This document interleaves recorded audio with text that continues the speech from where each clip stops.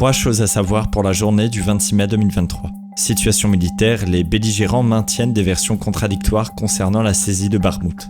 Selon la vice-ministre ukrainienne de la Défense Anna Maliar, les soldats ukrainiens contrôlent le quartier Avion dans la banlieue sud-ouest de Bakhmout, contredisant ainsi les affirmations russes selon lesquelles la ville aurait été entièrement perdue. L'Ukraine espère réaliser une percée autour de Bakhmout afin de l'encercler tactiquement. Le chef de cabinet de Volodymyr Zelensky, Andriy Yermak, annonce le retour de 106 soldats prisonniers libérés qui ont combattu à Bakhmout. Selon un responsable de la région de Kherson, qui s'exprime sur Telegram, de nombreux soldats parmi ceux qui reviennent étaient considérés comme disparus. Evgeny Prigojine a annoncé dans une vidéo sur Telegram que la milice Wagner a commencé à se retirer de la ville de Bakhmout et à transférer ses positions à l'armée régulière russe.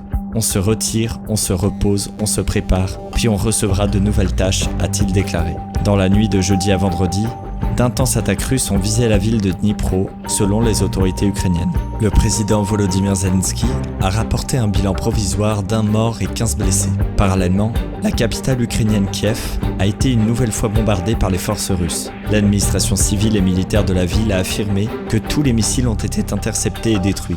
Un bâtiment administratif de Gazprom en Russie dans la région de Belgorod aurait été attaqué par un drone. Soutien international. Les États-Unis ont annoncé la vente de systèmes de missiles sol-air NASAMS à l'Ukraine pour 285 millions de dollars. Par ailleurs, la Finlande fournira une aide militaire supplémentaire d'une valeur de 109 millions d'euros, comprenant des munitions et des armes antiaériennes. L'administration Biden a rappelé à l'Ukraine qu'elle ne soutient pas l'utilisation de ces équipements pour attaquer des cibles en Russie. Le porte-parole du Conseil de sécurité nationale de la Maison-Blanche, John Kirby, a déclaré lors d'une interview sur CNN que les attentes des États-Unis étaient claires concernant une éventuelle attaque contre la Russie. Il a également mentionné que l'Ukraine avait donné l'assurance de respecter ses souhaits. Contexte géopolitique. Le président biélorusse Alexandre Loukachenko a déclaré que la Russie avait commencé à transférer des armes nucléaires vers la Biélorussie, conformément au déploiement annoncé en mars par Vladimir Poutine. À lundi pour de nouvelles informations sur l'Ukraine.